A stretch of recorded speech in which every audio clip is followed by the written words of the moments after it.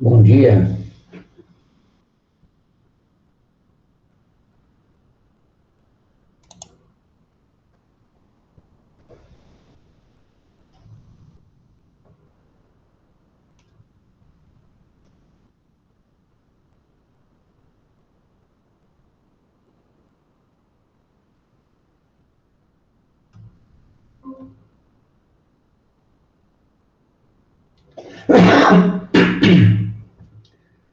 Bom dia.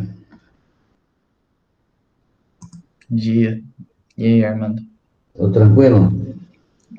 Tirando o Palmeiras ontem, né? Tudo de boa. Não entendi. Tirando o Palmeiras ontem, tudo tranquilo.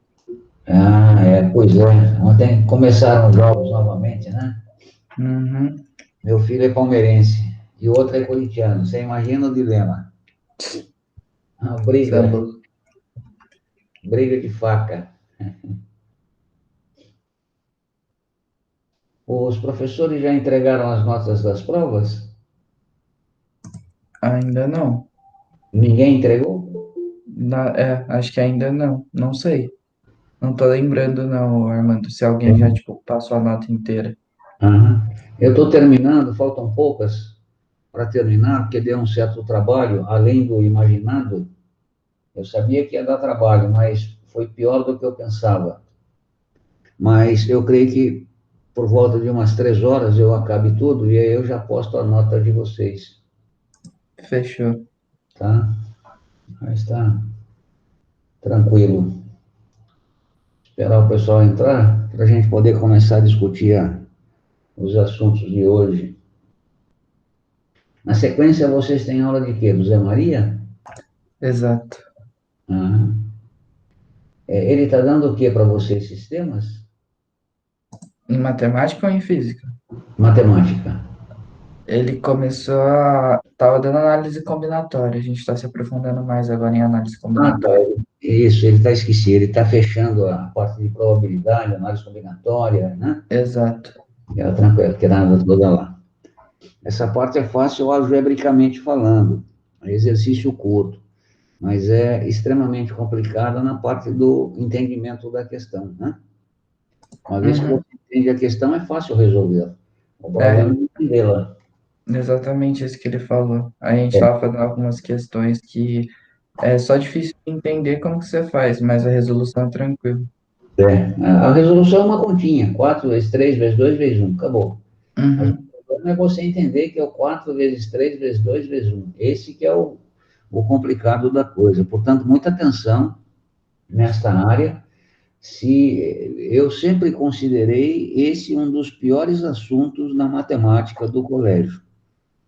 Por que pior? uhum, Não pelo seu conteúdo, né? Mas pela forma. Por quê? Porque como ele depende do entendimento de um texto, e o entendimento de um texto essencialmente é português, né? Foge à nossa alçada, se nessa altura do campeonato o aluno, ao ler um texto, não consegue entendê-lo, aí não tem muito o que você fazer ali enquanto professor de matemática, né? Esse é o grande complicador desse tipo de assunto. Para mim, é o pior que existe na área de matemática, análise combinatória. Sem contar que existem alguns problemas que, para você entender o bendito, é coisa do capeta. O sujeito uhum. faz o problema para te enrolar, para te confundir. Geralmente é assim que os caras bolam os problemas, né? Sim. Jogar com a sua capacidade de incompreensão. Usa textos meio esquisitos lá para te confundir e fazer com que você erre. Portanto, muita atenção, muita dedicação para que você tenha sucesso nas coisas. Uhum.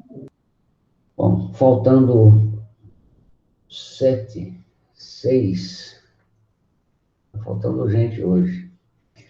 Bom, já são 8h03. Eu vou começar a aula de hoje. Queria discutir com vocês o atual momento que a gente está passando, né? Eu queria saber de vocês, como é que vocês estão sentindo isso? Qual é o impacto que está causando em você? Quer dizer, qual é a sua dificuldade? Se todos pudessem se manifestar rapidamente, eu ficaria imensamente feliz. Por quê? Porque eu acredito que a minha atuação profissional, né, ela depende muito da minha observação, da observação da reação do meu aluno quando eu falo. Eu creio já ter comentado isso com vocês. Então, quando eu estou em sala de aula, presencialmente, óbvio, quando eu faço lá a minha fala, eu tenho por hábito olhar nos olhos de cada um de vocês, tá? Então, olho para um, olho para outro, quer dizer, a gente vai buscando no olhar do outro se ele está entendendo ou não aquilo que está sendo dito. Porque com treino isto é fácil, né? No, na simples observação, você percebe se o aluno está entendendo ou não. E se você percebe o não entendimento, rapidamente você redireciona a fala, muda o vocabulário, enfim, procura outras formas de fazê-lo entender aquilo que está sendo dito. Só que neste momento é muito difícil isso, porque primeiro que vocês não estão com as telas, as câmeras ligadas, né? E mesmo que estivesse, quando eu estou falando, geralmente eu estou escrevendo no iPad, então meu olhar tem que ser para a escrita. Ou seja, a comunicação visual, que para mim é fundamental, não existe. Consequentemente, eu não sei qual o impacto que eu estou causando com a minha fala em cada um de vocês. Portanto, eu gostaria que vocês se manifestassem livremente, qualquer coisa que você queira. Se alguém puder começar, eu agradeço. Quem que abriu a tela aqui, a câmera? Estou vendo você, fiquei feliz de te ver. É a Rafaela, muito bom, Rafaela, saudades de ver esse rostinho. Diga, Rafaela, quais são as suas impressões? O que você gostaria de me contar? Não sabe? O que você está sentindo? Quer dizer, esse momento, como é que está sendo para você? Para mim está sendo difícil, estou longe dos meus filhos, eu tenho 4 filhos. Eu sou muito de agarrar, apertar, beijar, cheirar, e eu não posso fazer isso. Uma está em São José dos Campos, eu pretendo visitá-la hoje, depois de 3 meses, está fazendo a federal lá. E os demais, quando vêm em casa, eu parece pedinte, pô, eu atendo de dentro e ele para a rua. Quer dizer, para mim é muito difícil isso. Eu tenho 2 meninos e 2 meninas. E mesmo os meninos mais velhos, né, quando nos encontramos, em qualquer lugar que seja, eles têm por hábito me abraçar e me beijar. Né? Inclusive, uma vez foi até engraçado, né? Estava na engenharia, meu filho foi lá, ele estava trabalhando fora, veio me visitar, me encontrou no pátio, eu conversando com vários alunos, ele vem, me abraça e me beija, né? Aquele beijo gostoso. Todo mundo ficou olhando para mim com cara estranha. Como é que você beija homem, né?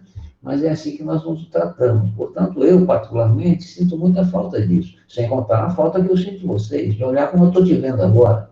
Para mim, isso é muito importante, né? Então, o que está acontecendo com você? Quer dizer, o que você está sentindo? Não importa o que seja, diga para mim. Eu quero tentar entender, para poder te ajudar, ou ajudá-los todos. Diga. Ah, não sei, tipo, acho que agora que já passou alguns meses eu já me acostumei com a quarentena. Sim, mas Mas, você acha que tipo, está sendo produtivo para você em termos de estudo? Você tem ganho, não tem? Está ah, desanimado? eu tô conseguindo estudar. No começo eu não conseguia, mas agora eu tô conseguindo, já consegui me adaptar já. Você interage com os colegas remotamente ou não? Ah, às vezes, com alguns. Mas isso é importante, interagir, sabe? Eu sempre fui uma pessoa com muita dificuldade na área de matemática, né? Tanto que eu nunca pensei em fazer exatas, embora tenha feito. Mas eu sempre me apoiei nos colegas para poder vencer as minhas dificuldades. Isso desde o colégio, que eu fiz o colégio da universidade, que foi criado à minha época, a gente chamava de industrial. E como eu tinha muita dificuldade, eu me juntei com pessoas que tinham facilidade, né? Eduardo Carneiro Leão, Pitina, os irmãos Aiello, enfim, cada um deles, ou cada um de nós, tinha um ponto positivo. Quer dizer, o Eduardo Carneiro Leão, que morava em Tremembé, era excelente em matemática. O Pitina era excelente em física. Os irmãos Aiello eram excelentes em desenho. Né? Então, cada um de nós tinha lá uma particularidade. Eu era excelente em português, história social, enfim, essas disciplinas que o pessoal chama de decoreba. Então, nós nos juntávamos e estudávamos juntos. Íamos para o quadro, a gente estudava lá na Juta, na engenharia, que era onde funcionava a nossa escola, a gente obteve permissão, ia para a sala de aula e cada um explicava aquilo no quadro que mais sabia. E foi assim que eu consegui vencer os 3 anos do colégio. Fui para a faculdade de engenharia civil, 5 anos, nunca reprovei, nunca peguei dependência, e também me apoiando em outros colegas e uns ajudando os outros. Então, eu sugiro que quem tem dificuldade, busque ajuda. Não precisa ser um grupo de 20 pessoas. Não. Às vezes, 2, 3 já é o suficiente, né? E hoje, com a tecnologia, você não precisa sair de casa. Então, você entra em contato através do FaceTime, enfim, N possibilidades. E monta momentos de estudo, onde aquele que sabe explica para aquele que tem dificuldade. É assim que a gente venceu, ou eu venci, né? Então, é isso que eu sugiro a você. E fico feliz de você ter participado desse diálogo, porque eu sinceramente, eu estou muito aflito aqui, sabe? Eu estou muito agoniado, porque eu gosto muito do que eu faço. Gosto muito, muito mesmo, né? Faço com o maior prazer. Das duas partes, essa parte de produção de aula, né? Hoje, esse ano eu lecionei uma disciplina que eu não lecionava esse semestre há mais de 20 anos na universidade. E era uma disciplina complicada. Presencialmente, índice de reprovação 60% a 70%. 60% a 70% dos alunos reprovam presencialmente. Pô, imagina distancialmente, né? É trocento, vai reprovar todo mundo. O que eu fiz? Me superei. Produzi 320 videoaulas para dar suporte a eles, para que eles pudessem entender aquilo que eu falava. Então, eu gosto muito dessa parte de trabalhar na produção de material, comprar equipamento, gosto de tecnologia, mas eu sinto muita falta também da sala de aula. Então, eu estou agoniado aqui. Se, por um lado, eu estou feliz na produção daquilo que eu sei fazer, eu estou agoniado porque eu não tenho esse contato visual, eu não sei o retorno do meu esforço, do meu trabalho. E para eu fazer tudo isso, eu passei quase que 1 mês, 2 meses, acordando às 4h30 da manhã, trabalhando 12, 14 horas por dia na produção de material. Mas, embora cansado, fiz com o maior prazer. Satisfação total. Por outro lado, insatisfação total, porque eu não tenho esse contato. Quer dizer, eu estou vendo você aqui agora, né? Até vou virar minha câmera aqui para que você veja eu. É uma bagunça na minha mesa aqui, porque eu troquei o meu roteador. Aí, ó, estou eu aqui. Nem barba fiz hoje. Então, eu fico contente com isso, né? De vocês manifestarem para mim as dificuldades, para que eu possa melhor entendê-los e, consequentemente, melhor trabalhar com vocês, né? Além da Rafaela, alguém gostaria de dizer alguma coisa a mais? Beijão, Rafaela, gostei muito. Pode deixar a câmera ligada, não tem problema. Quem mais gostaria de falar alguma coisa? Por favor. Eu falei a mesma coisa no terceiro, e alguém do terceiro falou, professor, tem muita gente que liga o computador e volta a dormir. Mas eu falei, é absurdo isso, né? Porque depois assiste a aula gravada. Quer dizer, não tem muito nexo. Ninguém mais?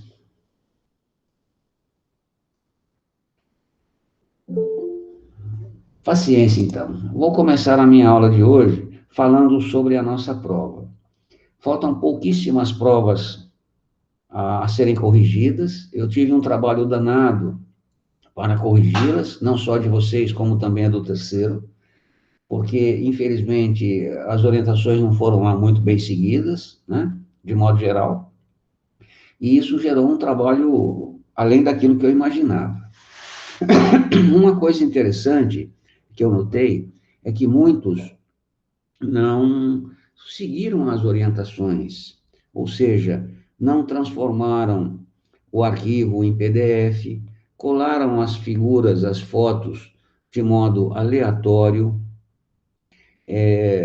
não colocaram nome, muitos não colocaram nome na prova, eu tive que caçar a identificação de vocês, ou seja, isso gerou um trabalho além daquilo que eu imaginava, certo? Mas, de qualquer forma, à tarde eu termino e eu posto as soluções lá.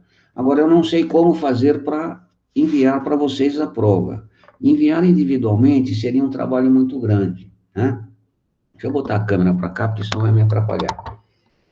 De modo que eu estou pensando no seguinte: é possível enviar para um e esse um enviar para todos? Ou então eu ponho no Google Drive e vocês pegam lá. O que é que vocês acham?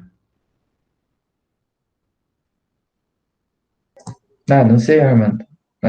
Acho que do Google Drive é mais suave. Tá, então eu vou botar no Google Drive e compartilho o link. Aí você entra e pega a sua prova, tá certo? E qualquer problema que haja, qualquer reclamação que haja, basta que você me escreva que eu vejo se procede e, se procede, 2 palitos para a gente arrumar, tá bom? Então não se preocupe com isso. Vou mostrar para vocês aqui a solução da prova e como ela deveria ter sido feita. Principalmente a primeira questão. Muitos simplesmente responderam: sim, é verdadeira. Não, não é verdadeira. Não é assim que funciona, né? Eu falei sobre a memória de cálculo. Memória de cálculo em matemática é a descrição daquele fato. É como você fazer uma redação. Já falei isso várias vezes. Você tem que fazer uma redação ou um texto, não importa o que seja, e esse texto você usa símbolos, né? Quais símbolos? As palavrinhas em português. E essas palavrinhas juntas formam frases. As palavrinhas vão formar a frase vai formar uma ideia. E essa ideia é o que está na sua cabeça, é o que você pensa a respeito daquilo. E alguém vai ler aquilo e pode concordar ou discordar daquilo que você fala, certo? Então ele tem que entender a sua ideia para que possa concordar ou discordar. Em matemática é exatamente a mesma coisa, o mesmo princípio. O que difere um momento do outro é que em matemática você usa álgebra. O que é álgebra? Letrinhas e numerinhos. Portanto, você tem que fazer uso das letrinhas, que são as incógnitas, os numerinhos, que são lá as quantidades, né? E, usando isso adequadamente, você expressa uma ideia, tá certo? Então, quando você desenha um quadradinho, bota lá x no lado do quadradinho e coloca ao lado a igual a x quadrado, qualquer um que lê aquele trem vai entender o quê? Que a área daquela figura vai ser o lado vezes o lado. Portanto, é um quadrado. Então, isto é uma linguagem que expressa uma ideia. Ideia de área, quantidade, né? Tá certo? Então, eu vou compartilhar a tela aqui, resolver as questões com vocês, comentá-las, e, na sequência, não na sequência durante a aula, mas logo após a aula, eu vou postar lá no plural alguns exercícios para que vocês façam para mim, tá? E entra como ponto extra, ajudando a compor a nota, tá bom? Eu vou compartilhar a tela aqui, para que a gente possa discutir essas ideias. Um instantinho.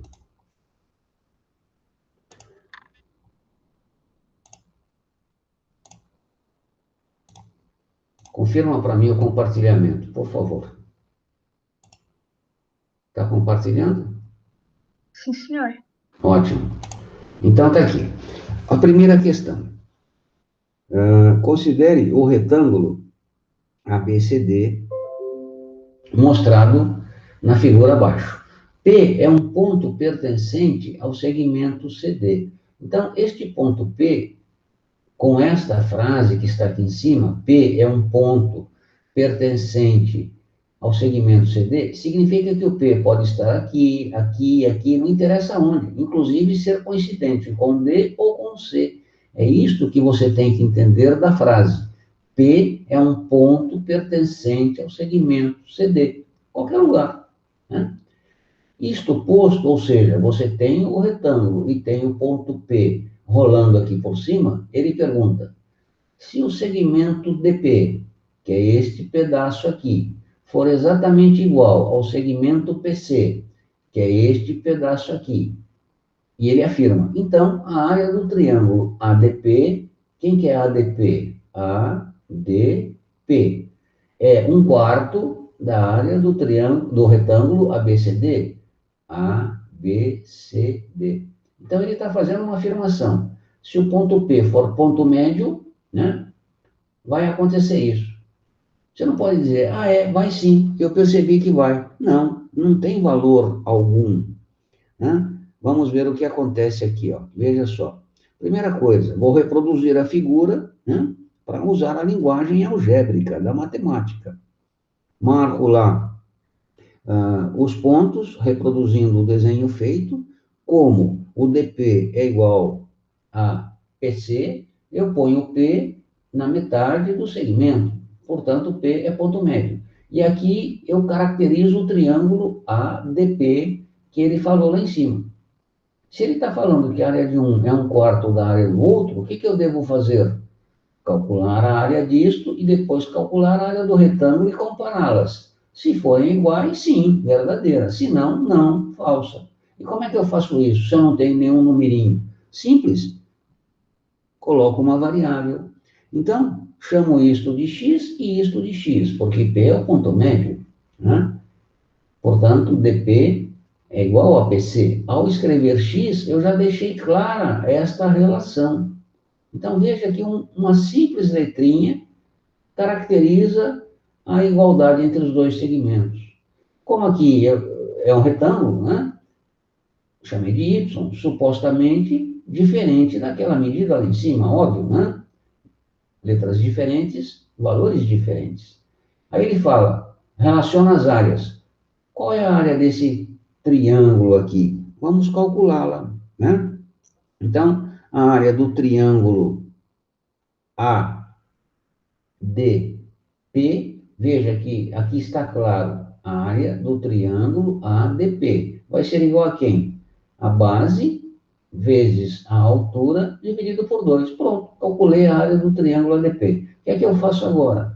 Vou calcular a área do retângulo ADP. E, claro, vou usar as mesmas letras. Por quê? Para que eu tenha termo de comparação. Eu não posso colocar aqui M, M e N. Não, eu vou usar as mesmas letras, né?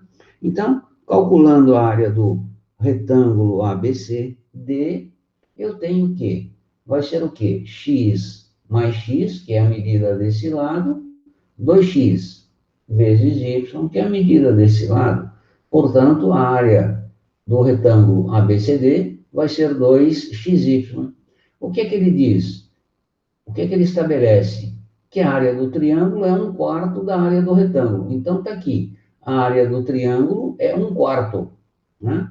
Dividido por 4 vai ser igual à área do retângulo. Esta sentença é verdadeira? Não sei. Multiplica em cruz. Multiplicando o cruzado, né, que é uma proporção, eu tenho que 4xy será igual a 4xy. Portanto, sim, a afirmativa é verdadeira. E observe, do jeito que ela foi feita, ninguém contesta. É impossível haver contestação. Por quê? Porque a ideia está clara, bem descrita, né? Não tem quem discorde disso, tá certo?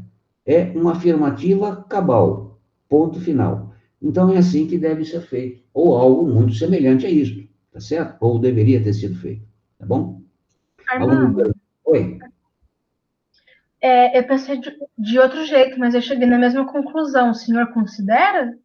O problema não é o verdadeiro ou falso, o problema é este encaminhamento aqui. Quer dizer, se você descreveu ou me fez entender isto, aí sim a afirmativa está correta, caso contrário, não. Não, Tá. Por exemplo, vamos supor que eu tenha resolvido assim. Vamos supor que eu resolvesse para vocês assim. Verifique se vocês entenderiam. Ó, pessoal, é só você observar aqui. Se eu ponho o ponto P no meio, vai ficar igual, ó. Não tem como não entender isso. Quer dizer, a maioria não vai entender.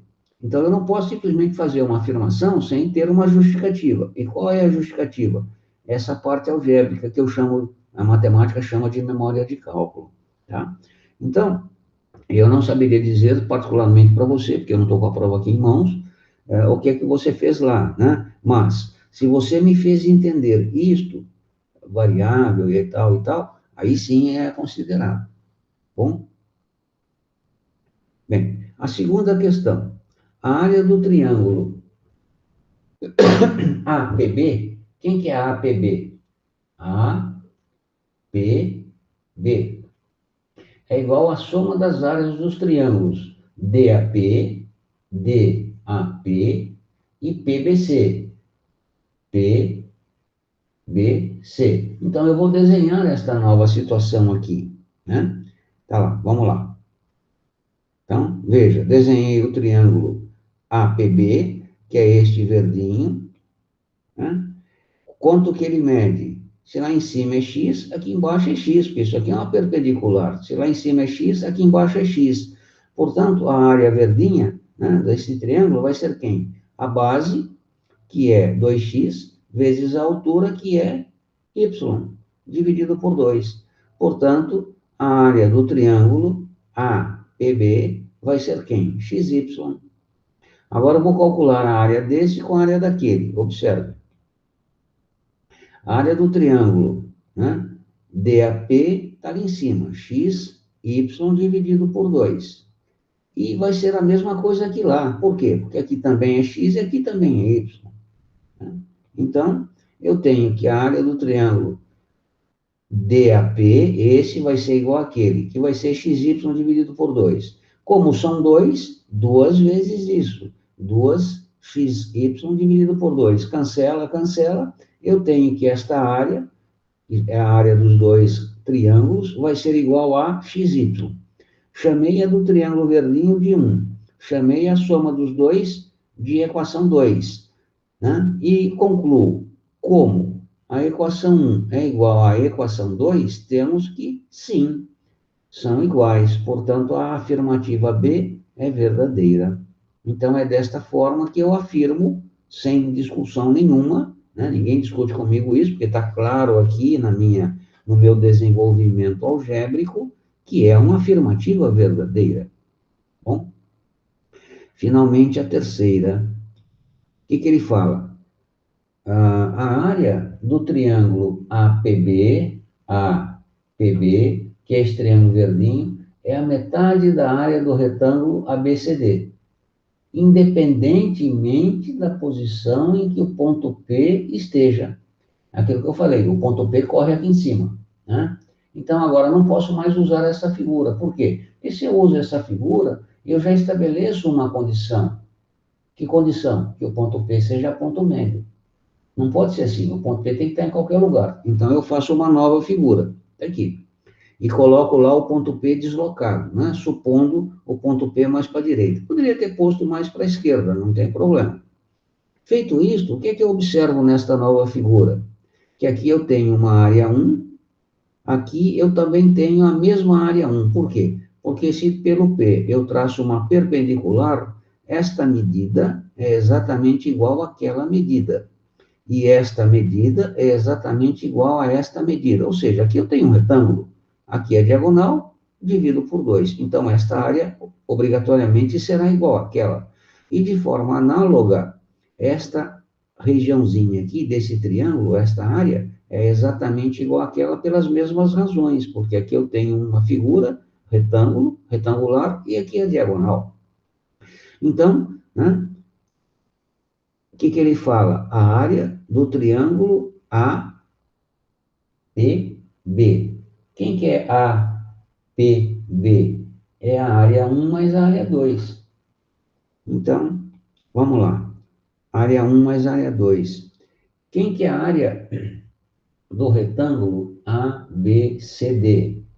Retângulo ABCD vai ser A1 mais A1 A2 mais A2. Veja que aqui eu já nem usei variável, né? Por quê? Porque é fácil constatar que essas áreas são iguais. Então, a área do retângulo vai ser quem? 2A1 mais 2A2. Olha só. A área vai ser 2A1 mais 2A2. Aí, o que ele afirma? Ele afirma que a área do triângulo é a metade da área do retângulo. Vamos ver. Aqui. A área do triângulo é metade. Sim, concluí algebricamente que sim. Olha lá, se eu divido a área do retângulo por 2, vai ser a área do triângulo, olha só. Portanto, afirmativa verdadeira. Então, usando esta memória de cálculo, ou este processo algébrico, eu afirmo com convicção, com certeza e sem possibilidade de contestação por alguém que estas afirmativas são verdadeiras, né? Se eu simplesmente falasse sim, não, é aberta a contestação. É por quê? Como assim? É como se eu explicasse a vocês, ó, minha gente, isso aqui é isso, aqui é isso, aqui é aquilo, e pronto. A maioria não ia entender e ia me questionar. Mas por que você está falando isso? Qual é o fundamento? De onde é que vem essa ideia? Tá bom? Entenderam o que é a memória de cálculo, né? Isto aqui tudo, e a sua importância na resolução de um problema? Alguma dúvida nisto? Tranquilo. Tá? É isto que eu estou falando para vocês que me causa angústia, porque se nós estivéssemos presencialmente, né, mandaria vocês fazerem exercícios em sala, nós tivemos algumas aulas em que eu assim procedi, e correria a sala observando, meio que de longe, quem está fazendo corretamente ou não. E aquele que, de modo indevido, desenvolve a questão, de pronto, eu já ia lá e, ó, não é assim não, cuidado, ó, faz isso, assim, assim, assado. Então, é isso que eu mais sinto falta nestes momentos. É por isso que eu pedi a participação de vocês, tá certo? Para que a gente pudesse se entender e eu atuar de forma efetiva, né? E não só apagar o fogo, eu quero impedir que aconteça um incêndio. Isso é muito importante. Bom, vamos partir para a segunda questão. Está aqui. Segunda questão, a primeira da prova, a primeira talvez fosse a mais chatinha, porque tinha esses procedimentos algébricos. Simples, mas mais chatinho. A segunda questão era muito simples, né? Não tinha grande dificuldade.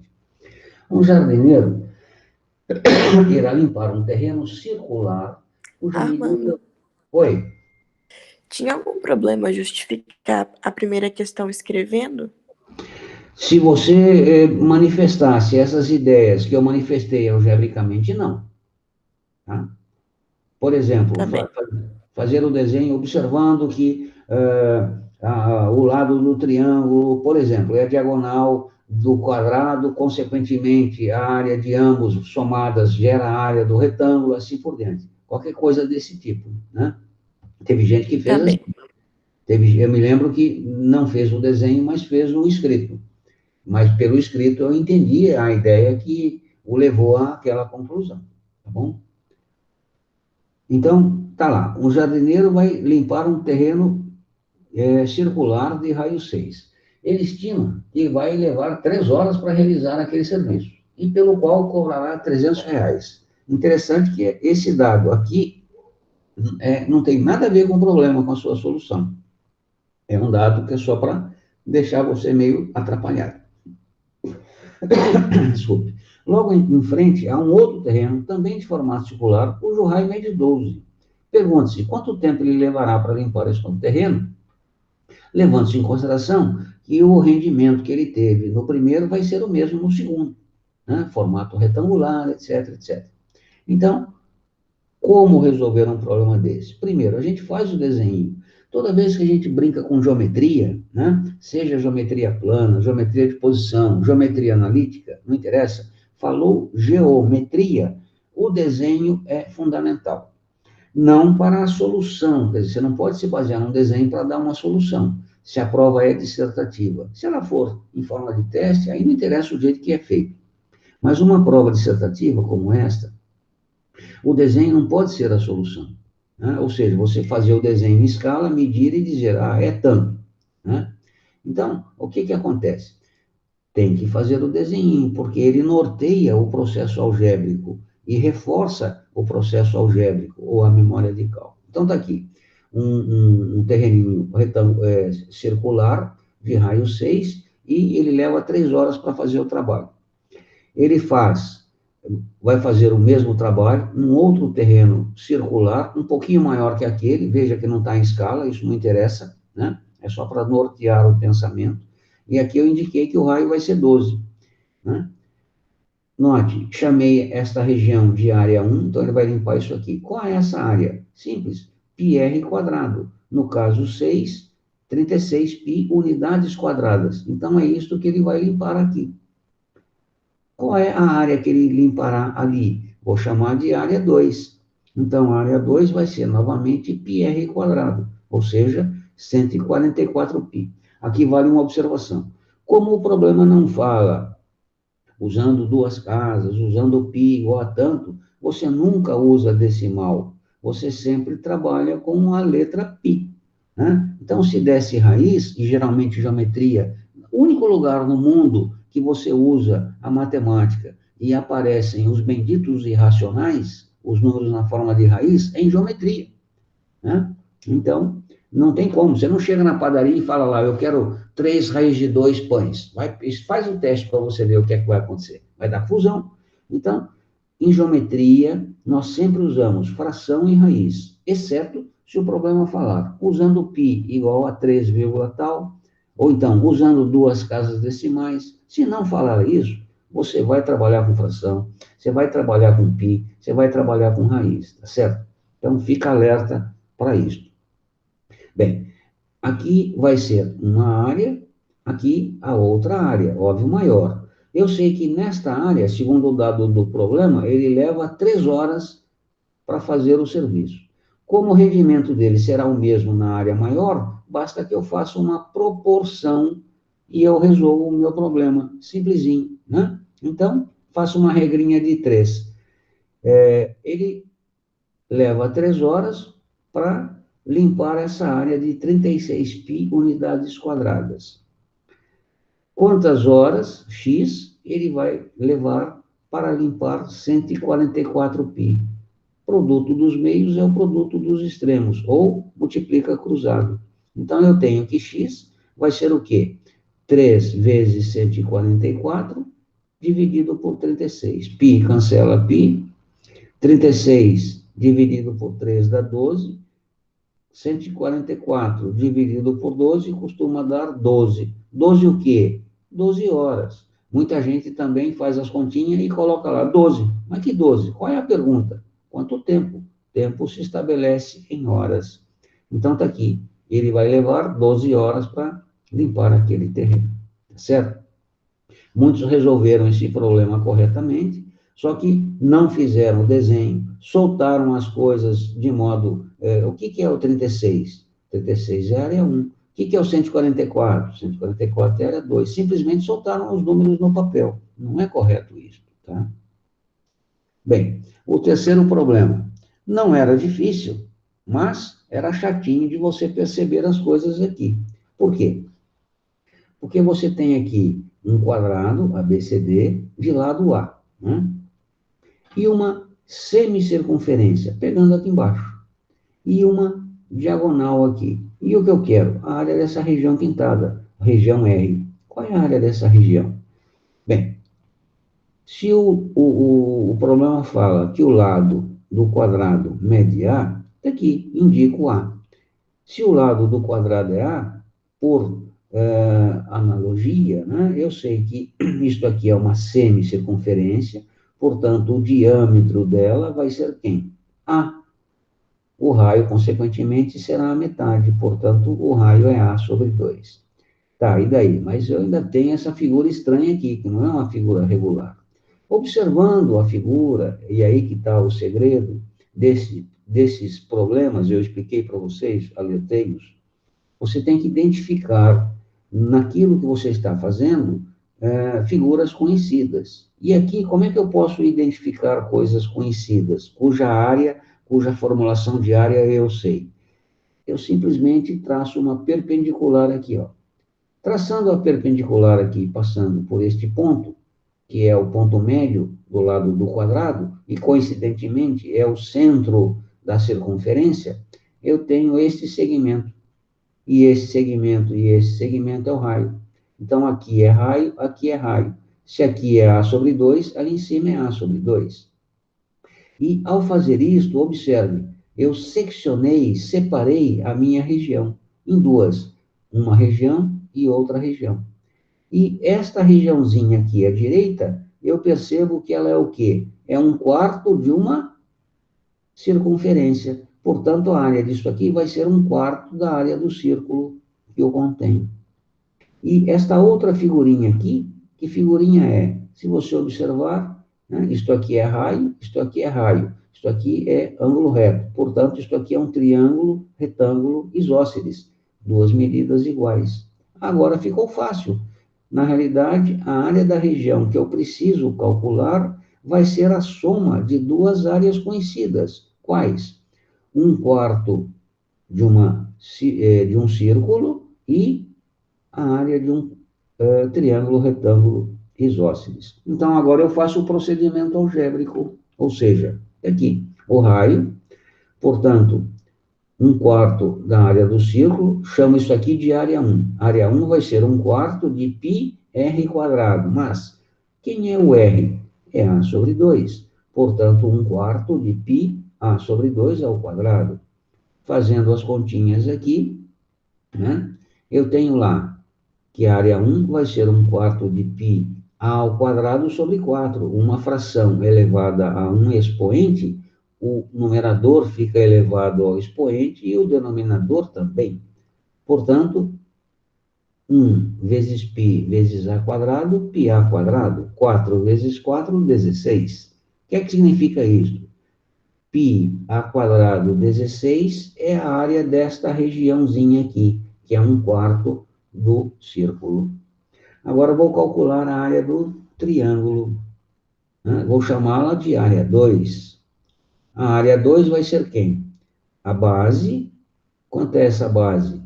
A medida do raio. Quanto é a medida do raio? A sobre 2. Portanto, base, A sobre 2, vezes a altura. Quanto é a altura? Novamente o raio.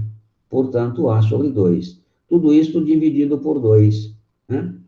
A sobre 2 vezes A sobre 2 vai dar o quê?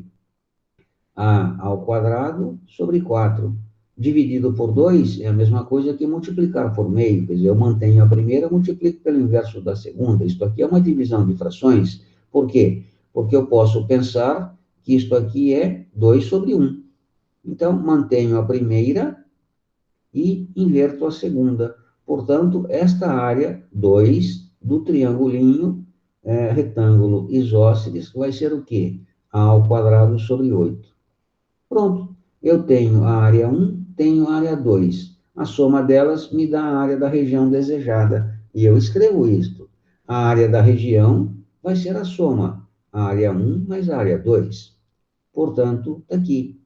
Vou somar πa quadrado 16 mais 8, desculpe, a quadrado sobre 8. Tiro o MMC, né? 16 por 16 vezes πa quadrado. 16 por 8 vezes a quadrado. Fico com essa expressão aqui. O que é que eu percebo? Que aqui eu tenho a quadrado e aqui eu tenho a quadrado. Portanto, eu posso pô-lo em evidência, né? Então, fica a ao quadrado, 2 mais π sobre 16 unidades quadradas, ou unidades de área. Aqui eu poderia ter escrito, né, unidades de área. Se eu não colocar isso, não está muito correto, né? Então, tanto faz o quadrado como unidade de área. Uma outra forma de resolver o problema é, observe aqui em cima, né?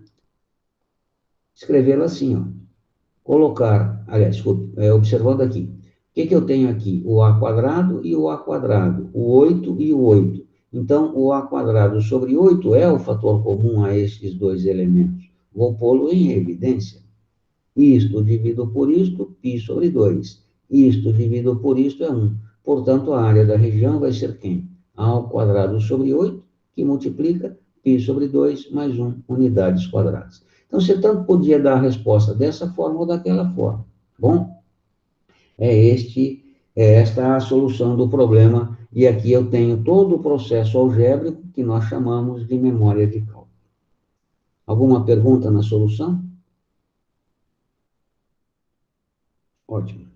Bem, aqui a quarta questão, alguém me perguntou, mas a quarta questão o que que é? A quarta questão é um ponto, que a prova valia 5, né? E, consequentemente, os pontos que eu coloquei lá somam 4, com a quarta questão mais 1, 5 pontos da minha parte. Só que ela não é uma questão, ela é atribuída pelo professor a partir dos trabalhos que vocês fazem. E um deles vai ser feito, vai ser proposto hoje, eu encaminho para o plural, tá bom? Antes de finalizar aqui, eu gostaria de mostrar para vocês um trabalho feito por uma garota que cursou comigo aquela disciplina que eu falei, Cálculo 2, que é uma disciplina do capeta, e ela se saiu muito bem, se superou. E eu gosto de mostrar coisas que os bons alunos meus fazem para que os outros sigam os exemplos, né? E tá aqui, ó. Deixa eu mostrar para vocês. Então, chamando a atenção para essas coisas. Desenvolver a memória de cálculo de forma correta e coerente. Atenção no uso dos símbolos matemáticos empregados no desenvolvimento. E resoluções fundamentadas. É assim que uma prova deve ser feita. Então, está aqui a prova da Catarina, né?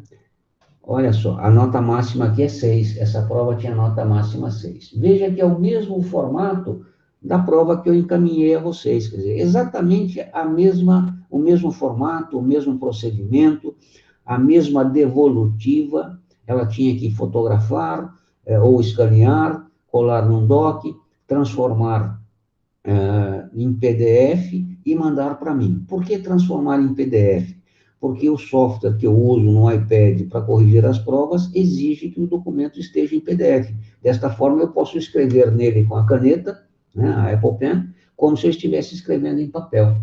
Tá bom? Então, esta é a prova da garota, que fez os mesmos procedimentos que vocês fizeram. A diferença é o conteúdo, tá bom? Então, tá aqui, ó. Observe só. Observe a clareza com que ela faz as coisas. Ela, embora tenha aqui, voltando, embora eu tenha aqui como é que se diz? O texto, o enunciado, né? Ela novamente copia. Nem precisava, né? Porque ela já colocou como folha 0 a folha que eu encaminhei para ela. Ela só deveria ter feito isto se não tivesse esta folha 0 aqui, condições de imprimir, qualquer coisa do tipo. Mas, pelo jeito, ela imprimiu, ou em PDF, ou fisicamente, preencheu e tudo mais. E teve gente que nem o nome na prova colocou. Eu pedi para fazer em sulfite, colocou em folha de caderno. Então, eu estou mostrando isso aqui para que vocês tomem como exemplo. Aí alguém fala, pô, professor, mas essa menina está lá na engenharia, no terceiro semestre, quer dizer, está 1 ano e meio, é mais velha que a gente, é mais experiente. Claro, claro, mas ela não nasceu assim. Ela foi se criando aos poucos. Tá certo? Então, eu estou mostrando a vocês para que sirva de parâmetro. Aí alguém chega e fala também, sempre tem. Ou então pensa, mas eu não vou fazer isso aí não, eu não consigo. Tudo bem, se você se admite como impossível de fazer isto, imagine uma situação de disputa, né, de emprego, de vaga, de estágio, de qualquer coisa, em que você vai disputar com outra pessoa.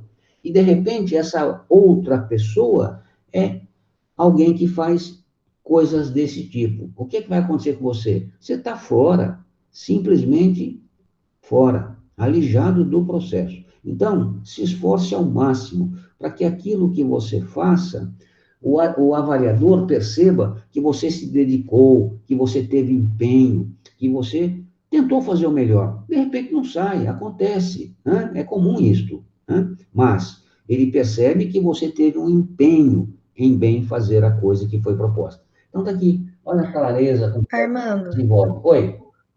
eu não fiz em folha sulfite porque eu não tinha. Não, eu não estou fazendo uma crítica a este ou aquele, porque o pessoal do terceiro também fez A mesma fala que eu estou tendo com vocês, eu tive com o pessoal do terceiro.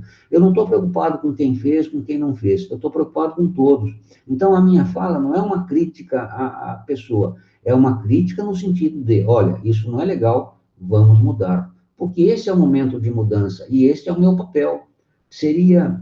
Eu seria não profissional se eu não os alertasse para isso, porque isso será cobrado de vocês. Então, eu percebo um erro e não faço algo para corrigi-lo. É com esse sentido a minha fala, tá bom?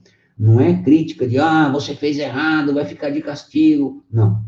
Você não fez correto, mude o posicionamento para que você tenha sucesso lá na frente. Então, tá aqui, ó.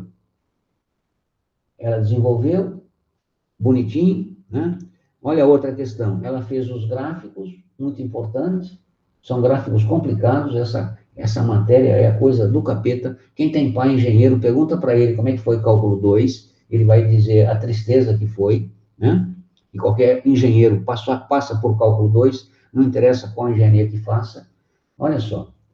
Olha como está claro o desenvolvimento, a fotografia não muito clara, não muito escura, leitura visível, não tem excesso. Teve gente que botou metade da fotografia ao pano da mesa.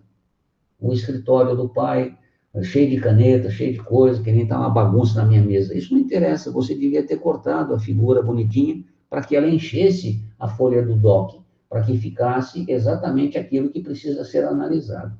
Tá? Então, só servindo de exemplo, aqui ela não usou a folha toda, porque ela fez só um pedaço da folha.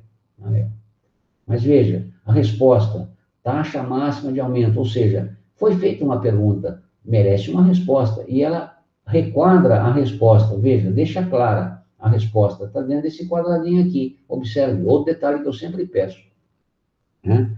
No caso, ela nem fez a tinta, olha só. Aqui é a resposta de uma da pergunta. Aqui é uma outra resposta na mesma questão, só que é outra pergunta. Então, veja aqui, ó. Tá? Olha só. Outra resposta, sempre destacando as respostas. Por quê? Porque ela é o principal. Tá? Então, tá aí, ó. Olha que coisa bem feitinha.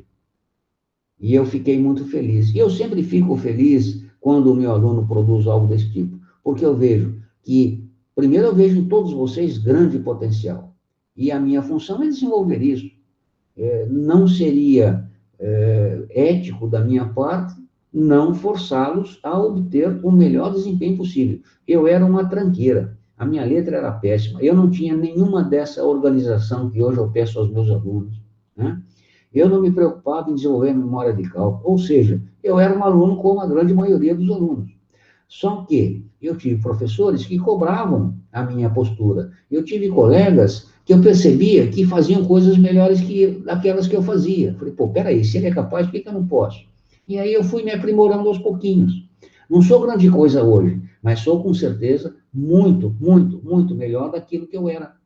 E se eu não tivesse tido alguém que me orientasse, se eu não observasse os meus colegas, certamente eu estaria lá atrás, né?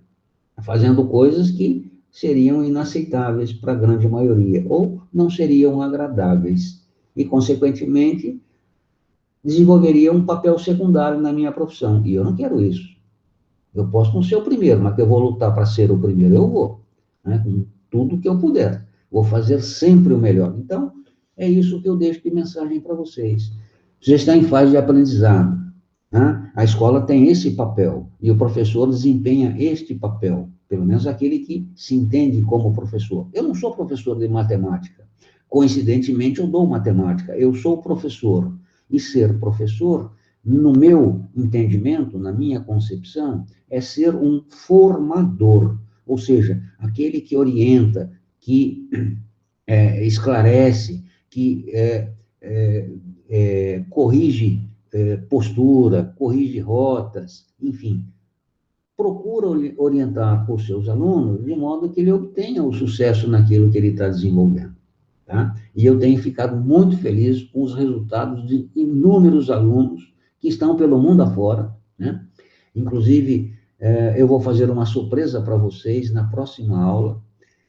Esse momento que a gente está estudando, que é a parte de poliedros, Eu tenho uma passagem muito bacana aí na escola, a coisa de uns 9, 10 anos atrás, mais ou menos, entre 8 e 10 anos, de um cara com um potencial incrível, né? E eu o reencontrei no mundo virtual recentemente, tivemos uma conversa, ele está no fim do mundo, e eu quero ver se ele faz uma entrevista comigo para que eu possa apresentá-los a vocês. E por que isto? Porque, para mim, né, na minha concepção, ele é o maior exemplo de resiliência que eu conheço. Sabem o que é resiliência?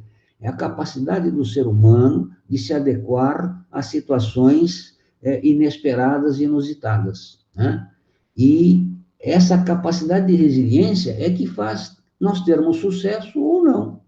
E esse momento esquisito que a gente está vivendo é um momento de desenvolvermos resiliência, capacidade de nos adaptarmos às piores condições possíveis e dela tirarmos o melhor que pudermos. E esse aluno, né, esse ex-aluno, gosto muito dele, João, o nome dele, né? Eu vou propor a ele, logo depois do final da nossa aula, uma entrevista, ou ele grava e me manda, ou eu entro em contato com ele pelo FaceTime, e nós conversamos real time, e eu gravo isto e vou apresentar a vocês como um exemplo de resiliência. Vocês vão gostar de conhecer o João. É um cara muito legal, tá bom?